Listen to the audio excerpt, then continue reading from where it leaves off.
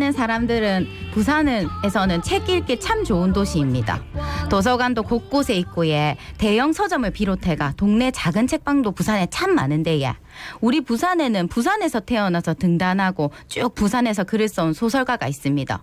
부산을 지키는 기똥찬 수호자인데요. 오늘은 부산의 소설가 이정임 작가 만나보겠습니다. 예, 부산을 지키는 기똥찬 수호자 이름하여 부지기수 이정임 작가 함께하겠습니다. 어서 오십시오. 네, 안녕하세요. 안녕하십니까. 예, 이정임 작가님 아시는 분들은 다 아시겠지만 그래도 본인의 소개 좀 부탁드리겠습니다. 네, 안녕하세요. 저는 소설을 쓰는 이정임이라고 합니다. 2007년에 부산일보 신춘문예 통해서 등단했고요. 네. 손잡고 허밍이라는 소설집, 그다음에 산타가 쉬는 집이라는 산문집을 냈습니다. 평소 소설 쓰면서 동시에 여러 매체 에세이나 칼럼 등 기고하고 있고요. 그다음에 가끔 도서관에서 글쓰기 수업, 강좌 같은 것도 진행하고 있습니다. 네. 예. 그 굉장히 활발하게 활동을 하고 계시는 것 같아요. 예, 저희가 또 부산에서 쭉 살아온 부산 출신 네. 소설가라고 소개를 해드렸는데 네. 요즘은 어떻게 지내고 계십니까? 네, 작년 그 연말까지 연제도서관 상주 작가로 근무를 했었고요. 이제 그게 끝나고 올해는 제가 고양이를 7마리를 키우거든요. 네네. 와. 그 친구들하고 집에서 좀 뒹굴뒹굴 하거나 네, 옥상에서 멍하게 앉아있는 시간 보내면서 좀 쉬었습니다. 뭐 그렇다고 마냥 논 건 아니고요. 소설도 당연히 써야 됐는데 작년부터 이제 신초량 아카이브라고 여러 장르 예술가가 이제 협업하는 프로젝트가 있거든요. 네네. 이제 거기 참여해서 저 같은 경우는 스토리랩에 포함이 되어 있어서 부산항 그다음에 뭐 초량일 때 이제 둘러보거나 그걸 통해서 5명의 소설가가 지금 각자의 소설을 쓰고 있어요. 예, 예. 그 5편을 묶어서 책으로 낼 거거든요. 그래서 그걸 위한 소설도 좀 썼습니다. 네. 그래요. 뒹굴뒹굴 안 하셨어요. 보니까. 예, 원래 이렇게 바쁘게 살았는데. 근데 연제도서관 상주 작가라는 게 네. 도서관에서 상주하면서 이게 작품을 쓰시는 분들도 계세요?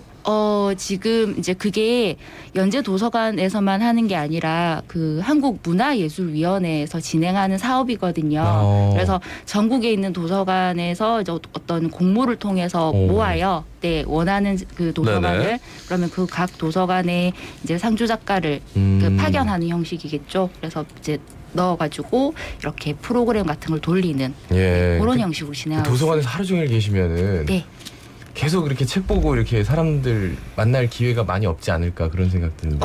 그런데 이제 그 마냥 그 한 공간에 붙박여 있는 건 아니고요. 예. 제가 어쨌거나 상주 작가로서 이제 지역민들에게 뭔가 그 문학적인 거를 네, 강의도 하고 네, 그러세요? 제공해야 되는 거기 때문에 글쓰기 프로그램이라든지 뭐 독서 프로그램 같은 것도 운영하고요. 문학 상담 뭐 그런 고민 상담 같은 것도 좀 들어드리고. 그러니까 그거 안 한다고 그래서 옥상에서 딩글딩글 한다고. 네, 그렇습니다. 나머지는 뭐 프로젝트도 하셨고요. 지금 엄청 뭐 많이 하셔서 초량에 뭐 5명의 소설가 쓴 단편 소설 지금 만들고 계시고. 네. 예. 네. 거기다가 또 아이들한테 글쓰기 수업 이런 것도 하고 계시던데 네. 저는 글 잘 쓰시는 분들 너무 부럽거든요. 저는 아이는 아니지만 저도 좀 배워보고 싶은데 예. 네. 어떤 수업을 하셨는지 예? 이제 글쓰기 프로그램 같은 경우는 제가 등단하고 나서 쭉 해왔던 것 같은데요. 이제 그 성인분들 대상으로는 일반 에세이나 소설 쓰기 수업이었고요. 그 초등학생 친구들하고 또 수업을 많이 했었는데 그 친구들하고는 그 흔히들 말하는 독서 토론 프로그램 있잖아요. 예. 이제 저 같은 경우는 거기서 조금 나가서 글쓰기에 조금 더 집중해서 뭐 상상력을 좀 풀어보는 글쓰기라든지 네, 그런 형식으로 좀 진행을 많이 했었습니다. 예. 네. 일단 글쓰기는 또 추후에 좀 여쭤보고요. 이 부산에서 계속 상주하시기 때문에 부산과 관련된 얘기를 좀 물어보겠습니다. 네. 그 고향이 부산이시고 부산에서 계속 지금 살아오시는 거예요? 네, 예. 한 번도 부산 바깥을 나가본 적이 없는 것 같습니다. 부산 그 서구 송도가 고향이고요. 예, 예. 네, 거기서 태어나서 그 4살쯤 이후부터는 부산 진구에 있는 그 옛 하얄리아 부대 아시죠? 네네. 지금 예. 부산 시민공원 자리 그 앞이 연지동이라고 연지동, 있는데요. 예. 네, 거기서 거의 한 31살까지 네네. 살았고요. 그 이후에 이제 결혼하고 나서 남구 문현동 잠깐 살았다가 지금은 그 수정동에 있는 삼복도로 마을에 예. 아주 작은 집에서 살고 있습니다. 보통은 이제 문현동 했다가 이제 아파트가 많은 곳으로 좀 가기 마련인데 오히려 이제 초량 삼복도로에서 네. 거기가 참 뷰가 좋긴 한데 네. 예, 거기로 이제 가셨어요. 결혼하고 나서 계속 아파트에 살았는데요. 네. 그게 저한테 조금 버겁더라고요. 왜냐하면 아. 결혼하기 이전엔 주택에 살았거든요. 그래서 주택이 가진 뭐 단점도 많지만 장점도 있어서 그것에 대해서 큰 거부감은 없었고요. 삼복도로 주택에서 단독 주택에서 살 수 있다는 어떤 남편의 제안에 그냥 홀려서 가버렸죠. 예. 아, 보통은 이제 남편분들은 그냥 뭐 맡겨놓는데 네. 먼저 가시겠다 그렇게 말씀하셨네요, 네. 그죠? 네. 예, 근데 저도 부산 출신이고 부산에서 쭉 살아왔지만 네. 작가님 뭔가 이 부산 부심 이런 게 많이 느껴지거든요. 부산 부심. 예, 부산 엄청 뭐, 좋아하시는 마음. 다른 사람을 만나야지 이게 나타나더라고요. 네. 이렇게 부산 사람들끼리는 잘 아, 모르는데. 네. 그런 것 같아요. 그러니까 네. 부산에서 소설가로 산다는 것 이게 어떤 일입니까? 어떻게 보세요? 네. 그런데 이제 질문을 듣고 생각해 보면 제가 다른 지역에서 소설가로 살아보질 않은 거예요. 그렇죠. 이런 질문을 왜 했지? 네. 예, 비교할 수는 없을 것 같고요. 네네. 근데 이제 잘 생각해 보면 제가 소설을 잘 쓰려고 애쓰는 일 그 자체가 힘들지 부산에서 소설가로 사는 일이 힘들다고 생각해 본 적은 없는 것 같아요. 네. 네. 그렇고 이제 연세도서관 얘기 앞서 이제 했는데 네. 그 이후에도 요산문학관에서도 계셨고요. 네. 그 요소에 부산에서 뭔가 문화 발전을 위해서 본인이 뭐 이렇게 노력하려고 한 건 아닌데 네. 본인의 재능을 아낌없이 이렇게 좀 펼쳐 놓으려고 하는 노력은 아끼지 않으시네요, 그죠? 사람들이 막 이렇게 너 소설 쓰니까 와가지고 좀 가르쳐 이렇게 얘기하시는 편이세요? 아니면은 그렇게 있으면은 제가 한번 해보겠습니다 이렇게 하시는 편이세요? 그 두 가지가 약간 섞이는 것 같습니다. 본인 의욕도 좀 갖고 계시는군요. 재밌으니까요. 재밌어요? 네. 어떤 면이 재밌어요? 이렇게 가르치다 보면? 그 뭐랄까요? 그러니까 제가 글 쓰는 사람으로서 어쨌거나 좀 외롭게 혼자 작업을 하는 그렇죠, 아무래도. 사람인데 많은 분들 뵙고 글쓰기 그러니까 제가 즐기는 글쓰기를 다른 분들하고 같이 하다 보면 고민도 같이 공감이 되고 예. 그리고 새삼 깨닫게 되는 지점들이 자꾸 생겨요. 그러니까 그걸 배우는 기분이 들거든요. 예. 그래서 그런 부분이 참 즐거운 것 같아요. 네. 예. 근데 다른 사람 이렇게 글 쓴 거 보면 뭔가 마음에 안 드는 경우도 막 있겠네요, 그죠? 그 마음에 안 든다기보다는 저 같은 경우는 이제 글에 그 여러분들의 글을 읽고 거기서 단점을 찾기보다는 장점을 발견하는 게 좋더라고요. 예. 그래서 이 장점을 조금 더 어떻게 더 극대화시킬 수 있을까를 중심으로 좀 고민을 하는 편이거든요. 그래서 그런 부분에 대해서 같이 의논하듯이 이야기하다 보면 잘 풀리는 것 같습니다. 예. 그래. 뭔가 좋은 기운이 자꾸 느껴집니다. 네. 작가님 책 그 산타가 쉬는 집 이런 네, 데 보면 네. 또 어머니 이야기도 나오고 하는데요. 네, 네. 뭐 소설책도 있겠지만은 경험 이런 게 많이 나오는지 궁금합니다. 네, 제 글은 거의 절반 이상의 작품엔 제 경험을 좀 예. 넣는 것 아무래도 같은데요. 예.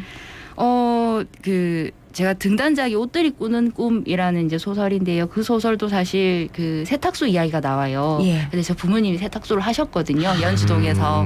그래서 그것부터 시작해서 거의 제 경험이 막 충분히 많이 녹아든 작품들이 좀 많습니다. 왜냐하면 제가 어떤 일을 겪고 나서 그것에서 소설의 어떤 실마리라든지 이야기를 좀 많이 얻는 편이거든요. 예. 그래서 이제 소설을 진행하고 있고 물론 이제 제 소설을 읽어보신 분은 판타지적인 요소 너무 많던데 하시더라고요. 그래서 그걸 실제로 겪을 수는 없겠죠. 뭐 축지법을 쓴다거나 사람이 허공에 뜬다거나 이건 제가 겪진 않았지만 근데 현실에서 제가 어떤 경험을 통해서 어려움을 겪잖아요. 근데 이 어려움을 지금 당장 해결할 수는 없거든요. 하지만 소설은 그걸 해결하고 싶어 하는 이야기거든요. 그래서 해결을 위해서 자꾸 그 경험 너머의 어떤 그 상황을 자꾸 꿈꿔보는 거죠. 네네. 예, 그래서 이제 그런 상상을 소설로 좀 반영했고요. 이런 꿈마저도 그러니까 경험에서 비롯된 거라고 볼 수 있겠죠. 네. 그럼 이제 글을 잘 쓰려면은 뭐든지 다 경험을 좀 해봐야 되는 겁니까? 글을 잘 쓰려면 어떻게 해야 될까요? 많은 걸 경험하는 게 중요하다기보다는 한 가지 경험을 하더라도 그걸 좀 깊이 들여다보고 그 경험에서 좀 떨어져서 생각해보고 그런 게 중요한 것 같아요. 예. 글을 잘 쓰려면 어떻게 해야 되나요?라는 질문을 좀 많이 자주, 맞죠? 네, 자주 예, 듣는데요. 예. 그 제가 되묻고 싶어요. 어떻게 쓰면 웃자면 잘 쓸 수 있을까요? 그렇지 매일매일 글 쓰는 분한테 그렇죠. 웃자면 잘 쓸 수 있을까요? 제가 여쭤보고 싶은데 근데 이제 제가 글쓰기 수업 나가거나 하면 드리는 말씀이 있는데요. 이 정말 교과서적인 말이긴 하지만 매일 책을 읽고요. 예. 그리고 내가 겪었던 일이 있으면 그걸 좀 깊게 들여다보고 그 일에서 조금 멀리 떨어져서 한번 쳐다보고 그리고 그 일에 대해서 글을 쓰는데 그걸 매일 하시는 거죠. 매일. 네, 예. 매일. 근데 왜냐하면 많은 분들이 그게 엄두가 안 나서 시도를 안 하시는데 동시에 좋은 글은 쓰고 싶다고 자꾸 꿈꾸시거든요. 네네. 근데 저 같은 경우에는 매일 실패해요. 글을 매일 실패하겠다는 각오로 시도는 하거든요. 예, 예. 그러니까 제 모토가 매일 실패지만 오늘도 씁니다. 이래요. 음. 그래서 매일 쓰기만 하면 오늘 쓴 글은 어제 쓴 글보다 좀 나은 글이 되더라고요. 네. 그러면 계속 하다 보면 내일은 오늘 쓴 글보다 낫겠죠. 네네. 그런 마음으로 실패를 각오하고 계속해서 시도해 보는 것 그게 중요한 것 같습니다. 네. 네. 뭐 소설도 쓰시지만 네. 뭐 에세이도 쓰시고 칼럼도 쓰시고 네. 뭐 많이 써봤지만 어떤 게 제일 좀 어렵고 소설이 좀 힘들 것 같아요. 그 이제 에세이든 소설이든 쓰려면 컴퓨터 모니터에 이제 한글 프로그램을 띄우잖아요. 네. 그럼 하얀 화면이 뜨거든요. 그 순간부터는 이미 어려워지기 시작하고요. 아 뭐든지 다 어렵군요. 네, 다 어렵습니다. 그런데 이제 그런 건 있어요. 뭐 그 기준을 그러니까 어렵다, 쉽다, 뭐 편하다, 불편하다의 기준을 분량으로 생각하면 아무래도 짧은 에세이나 칼럼이 좀 편하겠죠. 그런데 그 제가 일 자체, 그러니까 쓰는 일 자체를 즐기는 데 있어서는 좀 상상력을 마음대로 분량 제한을 좀 덜 받으면서 펼칠 수 있는 건 소설이거든요. 네네. 그래서 그런 기준으로 따지자면 소설이 좀 더 재밌을 때가 있고요. 예. 네. 그러니까 본인도 쓰다 보면은 뭐 시간이 지나가는지도 모르고 막 신나게 이제 썼는데, 네. 벌써 이렇게 다 썼네, 뭐 네. 이렇게. 부산에서 산다는 거 이게 네. 바로 여쭤볼게요. 네. 어떤 의미이세요? 부산에서 산다는 거요. 네. 부산 그 다른 지역을 안 살아봐서요. 좀 비교를 할 수 있었으면 좋았을 텐데. 그런데 그 질문을 좀 바꾸면 저는 계속 부산에서 살았으니까 지금 당신은 사는 일이 즐겁습니까? 라는 질문으로 좀 바꿔서 이해해야 될 것 같아요. 저 네. 같은 경우는. 그렇다면 이렇게 대답해야 될 것 같아요. 가끔 괴롭고 종종 즐거워요. 네. 예를 들면 아마 대부분 분들이 하루 종일 행복하신 분은 없을 거예요. 그러니까 분명 어젯밤까지 머리를 쥐어 뜯을 만큼 괴로운 일이 있었는데 오늘 아침에는 제가 한복도로에 산다 말씀드렸잖아요. 네네. 아침 겸 점심을 이제 먹고 커피를 한 잔 내려서 그 텃밭이 있거든요, 옥상에. 예. 예, 텃밭 있는 옥상에 올라가서 그늘막 아래 평상에 앉습니다. 네. 그러면 집 뒤로 산에는 벚꽃이 막 피어 있고요. 저 멀리 손바닥만 하긴 하지만 바다가 조금 보이거든요. 예. 예, 그걸 보고 있는데 제가 키우는 고양이들이 제 주변에 몰려와서 딩굴딩굴 막 뒹굴거리거나 햇볕 아래에서 막 졸아요. 네네. 그런 걸 고요하게 바라보고 있으면 굉장히 아, 즐거워요. 그냥 묘사를 해주시는데. 책을 읽어주시는 것 같은 그런 느낌이 듭니다. 그러니까 예. 그런 예. 즐거움이 아. 잠깐 즐거움이 지금 당장 행복하진 않아도 내일은 좀 행복할 수 있지 않을까라는 어떤 설렘을 주는 것 같아요. 아, 이거 시간이 너무 빨리 지나가는데. 네. 아, 이 마지막으로 짧게 한 말씀 주셔야 될 것 같아요. 짧게. 짧게요? 네. 짧게.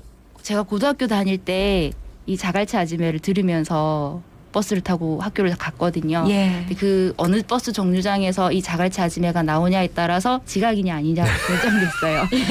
그런 분들 많아요. 공감합니다. 네. 근데 지금 제가 소설가로서 여기 불려오게 되니까 그런 생각이 들더라고요. 소설가인 이정임은 어디서 있나? 네, 나는 지금 내 속도가 적당한가? 네, 그런 부분을 고민하게 됐고요. 그래서 좀 더 성실하게 써야 되겠다. 예, 그런 반성도 좀 하게 됐습니다. 아유, 뭐 네. 별 말씀을 다 하세요. 잘하고 계시고요. 오늘 정말 좋은 기운을 저희 너무 많이 받았습니다. 감사합니다. 감사합니다. 아니 뭐 소설가를 모셨는데 피터팬이 오셨어요. 깜짝 놀랐네. 네. 자, 오늘 말씀 여기까지 듣겠습니다. 이정임 작가였습니다. 예, 자갈치 아짐의 17,875의 김진수였습니다. 예, 아나운서 김동현이었습니다. 오늘도 힘찬 하루 보내십시오. 고맙습니다. 고맙습니다.